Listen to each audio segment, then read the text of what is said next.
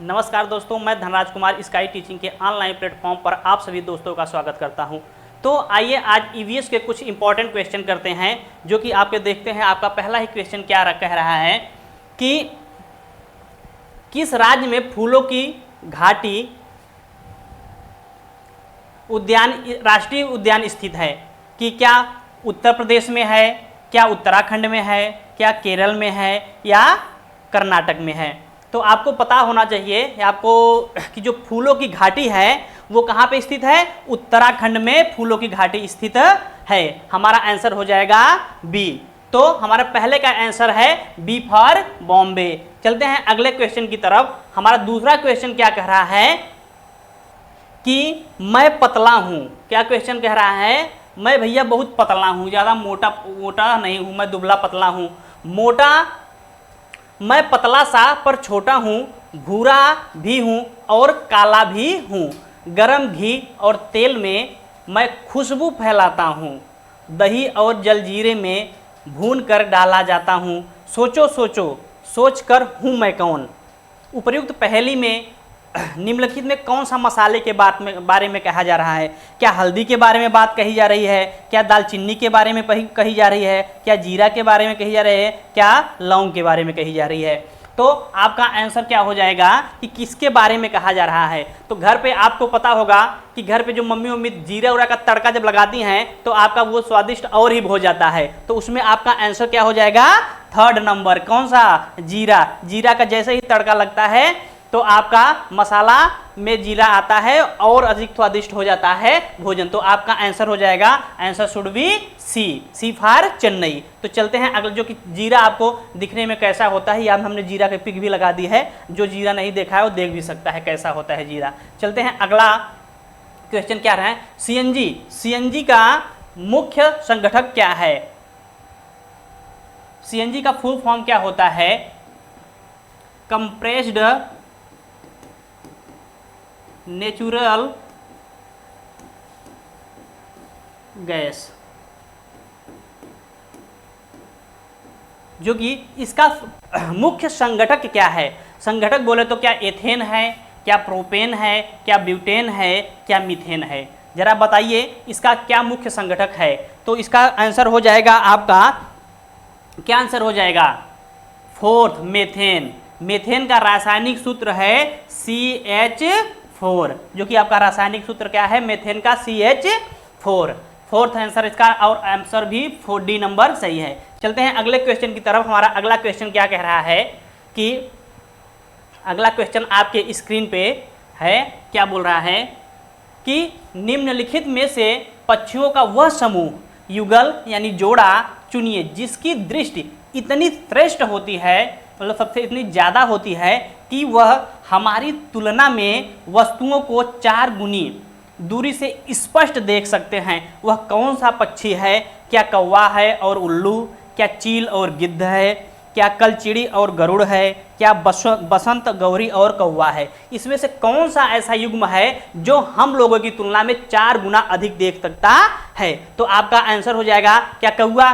कौवा तो ऐसा देख नहीं सकता है, कलचिली तो ऐसा देख ही नहीं सकता है, बसंत और गौरी नहीं। तो आपके आंसर हुआ चील और गिद्ध। आपका answer should B. Right answer हो जाएगा बी फॉर बॉम्बे। तो आपका चील और गिद्ध है जो हम लोगों की तुलना में काफी अधिक दूर, 4 गुना अधिक दूर स्पष्ट रूप से देख सकते हैं। तो हम चलते हैं अगले क्वेश्चन की तरफ। हमारा अगला क्वेश्चन क्या कह रहा है? हमारा अगला क्वेश्चन है, निम्नलिखित में से मच्छरों द्वारा फैलने वाले 2 रोगों के युग्म जोड़ों को चुनिए। क्या मलेरिया? मच्छर से कहने का मतलब है कि मच्छर से फैलने वाले रोगों का नाम बताइए। क्या मलेरिया और डेंगू होता है? हैजा और चिकनगुनिया होता है? हैजा और मलेरिया होता है? चिकनगुनिया और मियादी बुखार होता है? इसमें से कौन सा है ऑप्शन? आप लोग जरा बताइए, जो मच्छरों के काटने से होता है। तो आपका आंसर हो जाएगा मलेरिया और डेंगू, जो कि मच्छरों के काटने से होता है। हैजा आपका मच्छरों से होता है ना, इसमें भी हैजा है तो हैजा होगा नहीं। मियादी बुखार और इसका मच्छरों के काटने से होता नहीं है। तो आपका आंसर हो जाएगा शुड बी ए। तो आपका इसमें मलेरिया से डेंगू और मलेरिया मच्छरों के काटने से होते हैं, जो कि मलेरिया और डेंगू आजकल काफ़ी चल भी रहा है, तो आप लोग सुरक्षित रहिए मच्छरों से। तो अगला क्वेश्चन आपका क्या कह रहा है,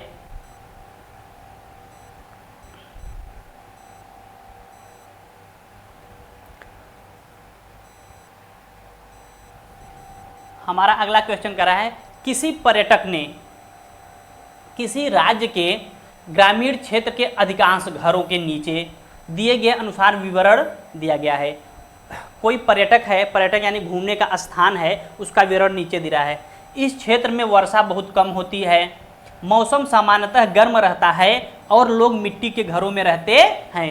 जाहिर सी बात है, यदि जहाँ पे मौसम ज़्यादा गर्म रहेगा, यदि आप मिट्टी की घर बनाओगे तो उसमें थोड़ा सा ठंडक ज़्यादा रहती है, और दीवारें मोटी बनाई जाती हैं ताकि गर्मी न लग सके, और इन दीवारों को मिट्टी से लीपा पोता जाता है। घरों की छतों को कटीली झाड़ियों से बनाया जाता है, और जो घर का छत होता है उसको पे कटीली झाड़ियों से बनाया जाता है। तो वह कौन सा राज्य होना चाहिए? क्या एमपी है, मध्य प्रदेश है, क्या गुजरात है, क्या झारखंड है, कि राजस्थान है? आपका कौन सा आंसर हो जाएगा? तो आपको ऐसा किस स्थान जगह पे देखा जाता है जहाँ पे सामान्यतः वर्षा बहुत कम होती है? तो आपको इसका आंसर हो जाएगा मध्य प्रदेश में ऐसा कुछ है नहीं, गुजरात में है नहीं, राजस्थान पे जहाँ पे वर्षा बहुत कम होती है, और यहाँ के जो घर हैं मिट्टी के बनाए जाते हैं ताकि वहाँ पे थोड़ा उसमें ठंडक उंडक बनी रहे।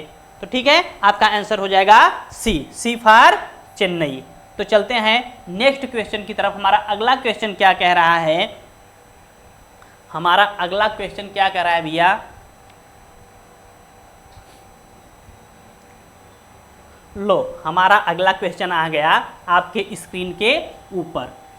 चार चिनारी एक बहुत प्रसिद्ध पर्यटक स्थल है। पर्यटक मतलब घूमने टहलने का जगह है। यह चारों तरफ पर्वतों से घिरा हुआ है तथा जिस शहर में स्थित है उसका नाम क्या है? ये बताओ, उसका नाम क्या है? ये कौन से शहर में स्थित है? चार चिनारी, जो है चारों साइड से पर्वतों से घिरा हुआ है। क्या हैदराबाद है, क्या लखनऊ है, क्या मैसूर है, या श्रीनगर है?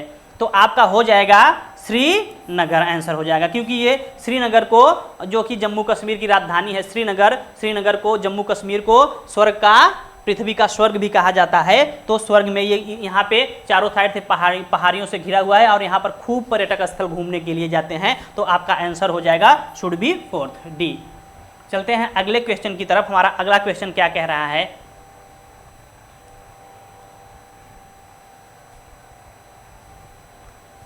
निम्नलिखित में से उस जानवर को चुनिए जिसके सुनने की संवेदन शक्ति इतनी तीक्ष्ण होती है, तीक्ष्ण मतलब तीव्र होती है, कि वह पत्तों के हिलने और घास पर किसी जानवर के चलने में अंतर कर सकता है। क्या स्लॉथ है, क्या डॉग है आपका, क्या बॉग है, क्या घोड़ा है? वो ऐसा कौन सा जानवर है जिसकी सुनने की शक्ति बहुत तीव्र होती है? वो थोड़ा सा भी, हल्का सा पत्ता भी हिलता है तो भी वो जान जाता है कि यहाँ पे कोई है या कोई जानवर है।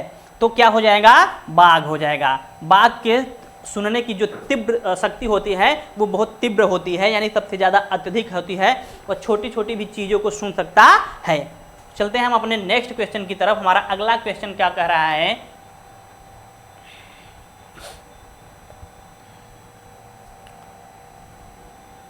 निम्नलिखित में से कौन सा युग्म यानी जोड़ा सही है? गेहूं की जो जड़ है मूसला जड़ होती है, क्या मक्का की जो जड़ है मूसला जड़ होती है, या गाजर का जड़ मूसला होती है, या बांस की? बांस आप लोग जानते हो जिसे बम्बू बोलते हैं।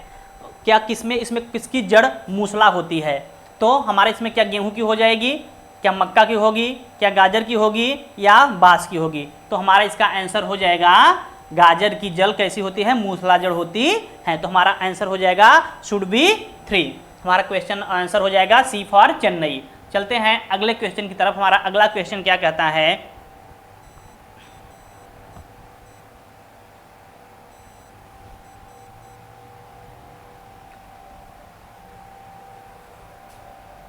उपाख्यान मूलक अभिलेख प्रयुक्त होते हैं बच्चों की रुचियों और संबंधों के क्षेत्र में की पहचान करने में, बच्चों के विषय के निर्णय लेने में, समस्याओं की स्थितियों के में बच्चों को समाधान प्रदान करने में, बच्चों की क्षमताओं और कमजोरियों को जानने के में। ये उपाख्यान मूलक अभिलेख किस में प्रयुक्त होता है? तो इसका आप लोग आंसर करिए, क्या होता है?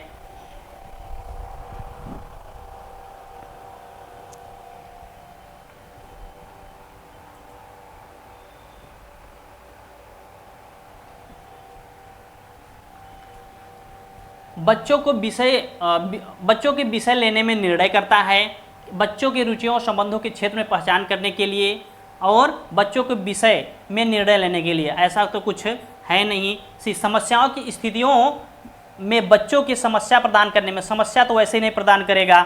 आपके पास बचा, आपके ऑप्शन हो जाएगा बी और सी, जैसे ही कटेगा बी कट जाएगा और इसमें से सी कट जाएगा।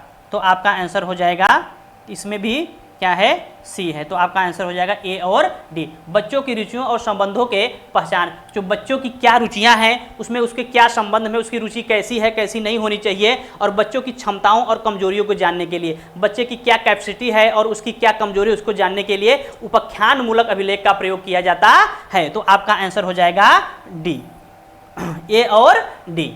ठीक है, चलते हैं अगले क्वेश्चन की तरफ। हमारा अगला क्वेश्चन क्या कह रहा है? हमारा अगला क्वेश्चन देखो भैया, मसालों का पाठ पढ़ाने से पूर्व आस्था ने अपने कक्षा 4th के शिक्षार्थियों को, आस्था नाम की कोई अध्यापिका है जो कि अपने कक्षा 4 के शिक्षार्थियों को पढ़ाने के लिए छोटा सा प्रश्न पूछी। वो पूछती है, इनके द्वारा आस्था क्या जानना चाहती है? अपने बच्चों को मसाले के बारे में आस्था नाम की अध्यापिका हैं, कक्षा 4 के बच्चों को पढ़ा रही हैं, तो वह बच्चों से अपना क्या जानना चाहती हैं? विद्यार्थियों के पूर्व ज्ञान को जानना चाहती हैं, या कक्षा में बुद्धिमान विद्यार्थियों की पहचान करना चाहती हैं, या अच्छे विश्वास और संप्रेषण कौशलों के विद्यार्थियों को पहचान करना चाहती हैं, विषय मसाले के विषय में विद्यार्थियों के विचार प्राप्त करना चाहती हैं? तो क्या वो जानना चाह रही हैं?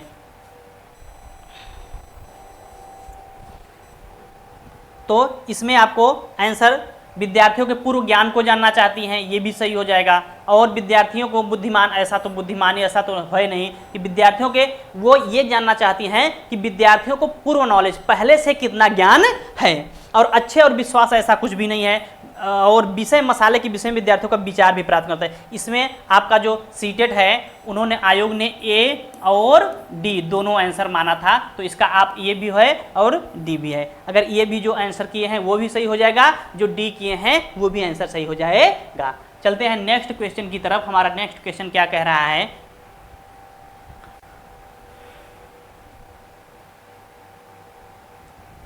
निम्नलिखित में से किस राज्य संघ शासित क्षेत्र के लोग सरसों के तेल में बनी पकी मछली खाना पसंद करते हैं? क्या कश्मीर के लोग, क्या गोवा के लोग, क्या लक्षद्वीप या पुदुचेरी के लोग?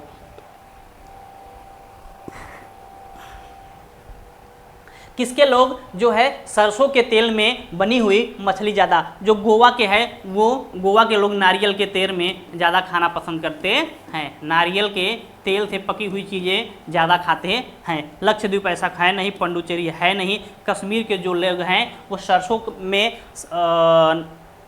मछली को फ्राई करके खाते हैं, तो वो ज़्यादा पसंद करते हैं, वो ज़्यादा से ज़्यादा सरसों का ऑयल का यूज करते हैं। चलते हैं अगले क्वेश्चन की तरफ। हमारा अगला क्वेश्चन क्या हो जाएगा? तो हमारा आंसर हो जाएगा ये फॉर अमेरिका। चलते हैं अगले क्वेश्चन की तरफ। हमारा अगला क्वेश्चन क्या कह रहा है?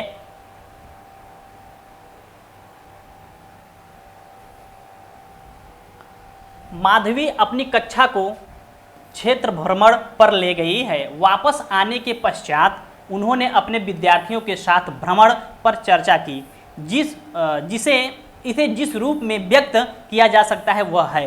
क्या अधिगम का आकलन है, अधिगम के लिए आकलन है, आकलन अधिगम के रूप में, अधिगम के दौरान आकलन? तो कहने का मतलब है, माधवी नाम की कोई एक अध्यापिका हैं जो कि अपने बच्चों को भ्रमण पर ले गई हैं, और आने के बाद वो बच्चों से विद्यार्थियों के भ्रमण के बारे पर चर्चा कर रही हैं। तो इसमें क्या सही हो जाएगा? वो अधिगम का आकलन कर रही हैं कि आकलन के लिए अधिगम कर रही हैं? क्या हो जाएगा? आप लोग जरा सा बताइए। तो आपका आंसर हो जाएगा बी फॉर बॉम्बे। अधिगम के लिए आकलन किया जा रहा है, न कि अधिगम का आकलन किया जाता है। अधिगम का आकलन कक्षा के मध्य में होता है। चलते हैं अगला, आपका अगला क्वेश्चन क्या कह रहा है।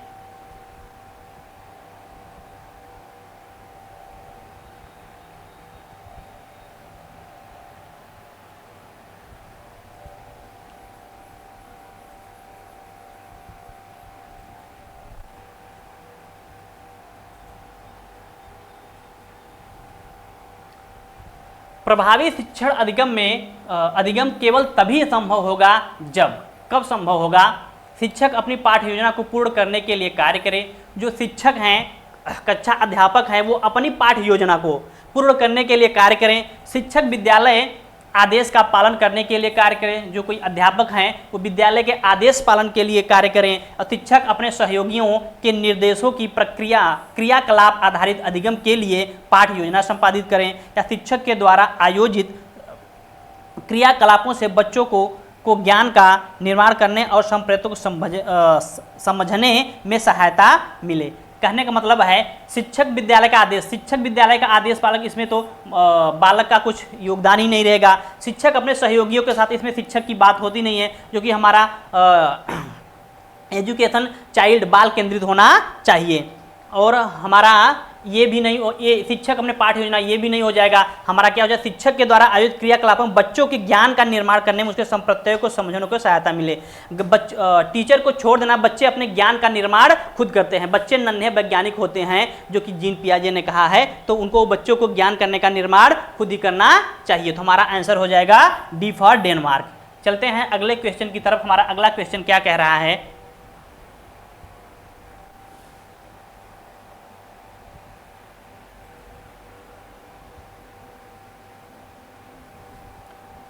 समूह कार्य द्वारा ईवीएस पढ़ने के अधिगम में व्यस्त बच्चों के सामाजिक व्यक्तिगत गुणों का आकलन करने के लिए सर्वाधिक उपयुक्त उपकरण क्या है। क्या नियत कार्य है, पेपर पेंसिल कार्य है, श्रेणी मापनी है, या मौखिक प्रश्न है। इसमें से आपका आंसर क्या हो जाएगा, जरा आप लोग बताइए, इसका आंसर क्या हो जाएगा।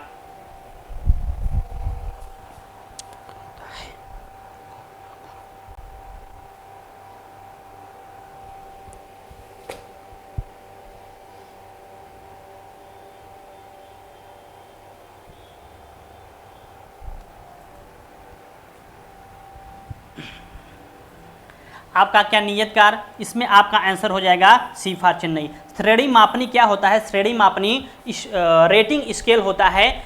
बच्चे के व्यक्तित्व का संपूर्ण उसका मापन किया जाता है कि बच्चे कैसे पढ़ रहे हैं, क्या कर रहे हैं, उसके संपूर्ण व्यक्तित्व का मापन होता है। उसी को श्रेणी मापनी स्केल कहते हैं, रेटिंग स्केल कहते हैं। आपका आंसर हो जाएगा सी फॉर चेन्नई। चलते हैं अगले क्वेश्चन की तरफ। हमारा अगला क्वेश्चन क्या बोल रहा है।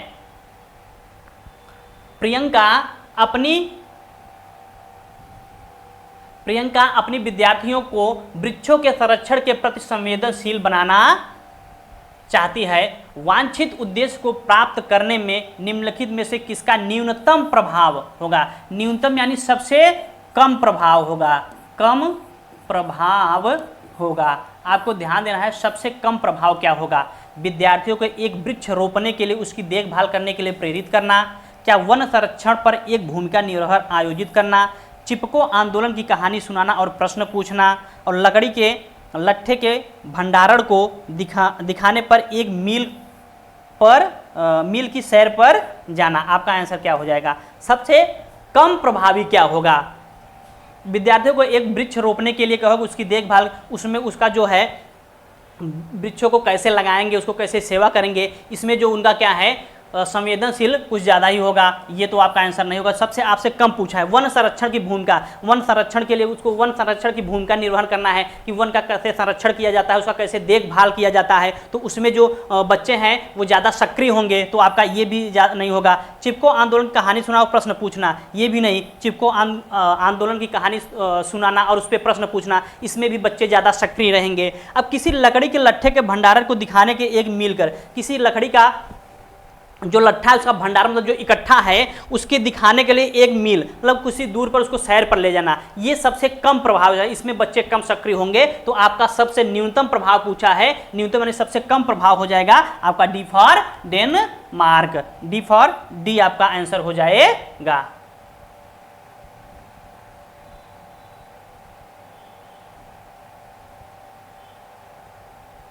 तो आपका आंसर हो जाएगा डी फॉर डेनमार्क।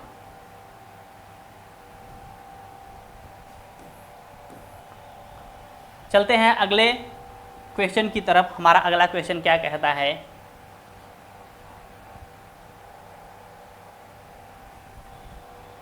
ईवीएस के शिक्षण के अधिगम में छात्र केंद्रित उपागम में निम्नलिखित में से कौन सा पहचान कीजिए। अधिगम में छात्र केंद्रित उपागम कहने का मतलब है कि निरंकुश शैली, अनुज्ञात्मक शैली, समकलित उपागम, प्रक्रिया अभिमुख उपागम। तो शिक्षण अधिगम छात्र के लिए सबसे कौन से पहचान है, उपागम निम्नलिखित में से कौन सी पहचान है। केंद्रित, जो छात्र केंद्रित, छात्र केंद्रित मतलब है जो छात्रों के हित की बात करे, न कि शिक्षक केंद्रित होना है। जो हमारी राष्ट्रीय एनसीएफ कहती है वो आपकी शिक्षा कैसे होना चाहिए, छात्र केंद्रित होना चाहिए, न कि शिक्षक केंद्रित होना चाहिए। तो इसका आंसर देखते हैं, हमारा आंसर क्या हो जाएगा।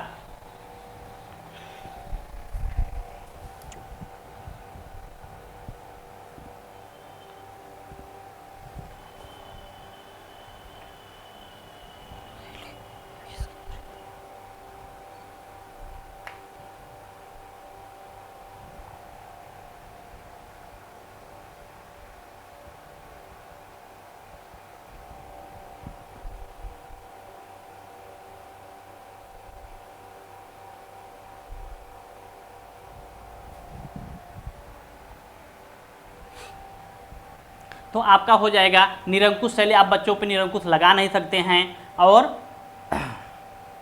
समकालित हो जाएगा और प्रक्रिया अभिमुख हो जाएगा। तो आपका सी और डी आंसर हो जाएगा, और अनुज्ञानात्मक शैली बी हो जाएगा। तो आपको आंसर हो जाएगा बी, सी और डी, आपका आंसर हो जाएगा 4th। चलते हैं अगले क्वेश्चन की तरफ। हमारा अगला क्वेश्चन क्या कह रहा है,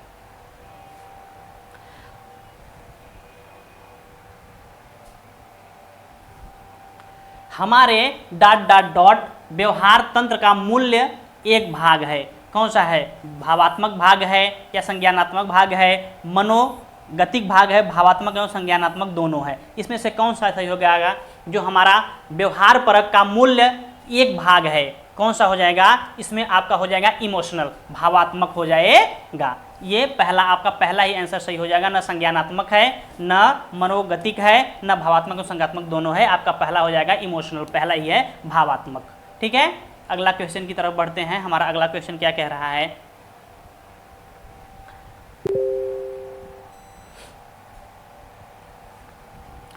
ईवीएस के प्रकृति की उत्तम व्याख्या की जा सकती है। यह कई विषयों को समाकलित करता है, यह बाल केंद्रित होता है, यह अनुभवजन होता है, यह शिक्षा आधारित होता है।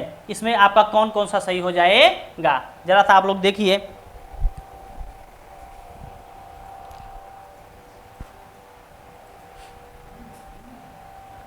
यह कई विषयों को समाकलित मतलब सम्मिलित करता है, ये भी हो जाएगा।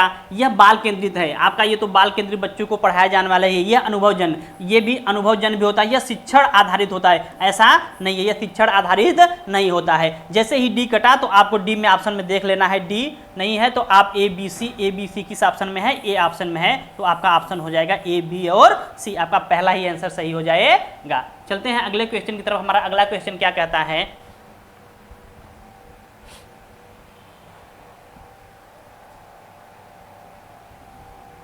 नीचे दिए गए शब्दों में से कम ऐसे 3 शब्द यानी विकल्पों का चयन कीजिए जो पर्यावरण की व्याख्या करते हैं। ऐसा 3 शब्द चुनिए जो हमारे पर्यावरण का एक्सप्लेन करते हैं, व्याख्या करते हैं। क्या वनस्पति जात और प्राणी जात, क्या जैविक एवं अजैविक होते हैं, क्या सामाजिक एवं सांस्कृतिक होते हैं, रचनात्मक एवं जिज्ञासु होते हैं। इसमें ऐसा कौन सा 3 मुख्य केंद्र हैं जो पर्यावरण की व्याख्या करते हैं, ऐसा कौन सा इसमें 3 शब्द हैं। ये वनस्पति जात और प्राणी जात, हमारे वनस्पति जगत और प्राणी जगत हमारे ईवीएस के अंतर्गत आते हैं। जैविक और अजैविक, बायोटिक एंड अबायोटिक दोनों आते हैं हमारे ईवीएस के अंतर्गत पर्यावरण के अंतर्गत। सामाजिक एवं सांस्कृतिक, जब पर्यावरण आपके आसपास जितने भी सामाजिक और सांस्कृतिक क्रियाकलाप होते हैं वो सब पर्यावरण के अंतर्गत आते हैं। तो हमारा आंसर क्या हो जाएगा? डी। रचनात्मक एवं जिज्ञासु है नहीं, क्योंकि ये क्रिएटिविटी से ऐसा कुछ इसमें कहा नहीं जा रहा है।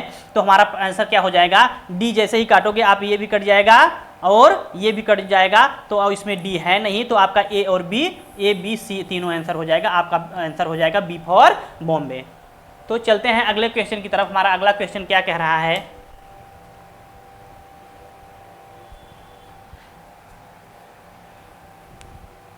निम्नलिखित में से कौन सा ईवीएस की प्रभावशाली युक्ति है? क्या व्याख्यान विधि, क्या प्रायोगिक विधि, क्या भूमिका निर्वहन विधि या प्रदर्शन विधि? इसमें से कौन सी ईवीएस मतलब इन्वायरमेंट की प्रभावशाली युक्ति है? क्या व्याख्यान, क्या प्रायोगिक या भूमिका निर्वहन या प्रदर्शन? इसमें से कौन सा होगा? आप लोग जरा था तब तक आंसर करिए, हम आपका आंसर का इंतजार करते हैं।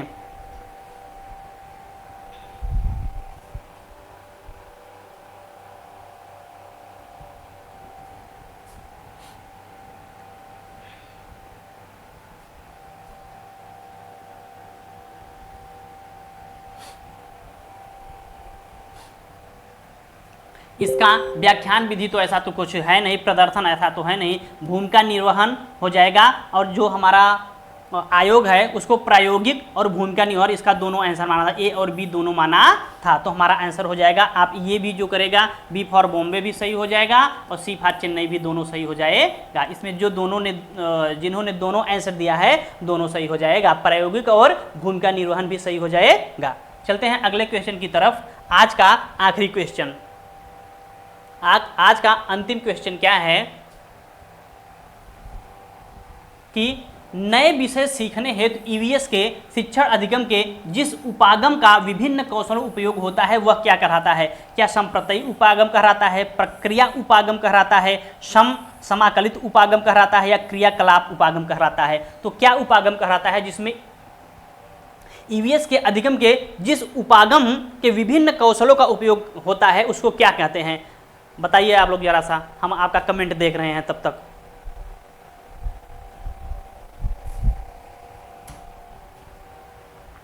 आपका क्या हो जाएगा? संप्रत्यय उपागम ऐसा कुछ है नहीं, समकलित उपागम ऐसा कुछ भी नहीं है, क्रियाकलाप उपागम नहीं। आपका आंसर हो जाएगा, आंसर टुड be B, B for Bombay. प्रक्रिया उपागम के अंतर्गत शिक्षण के अधिगम का शिक्षण के विभिन्न कौशलों का उपयोग किया जाता है। आपका आंसर हो जाएगा बी फॉर बॉम्बे। तो आज के लिए बस इतना ही करते हैं, तब तक के लिए देखते रहिए, और यदि चैनल पे आपको अच्छा लगे तो सेशन को लाइक कर दें और सब्सक्राइब का बटन अवश्य दबा दें। तब तक के लिए जय हिंद।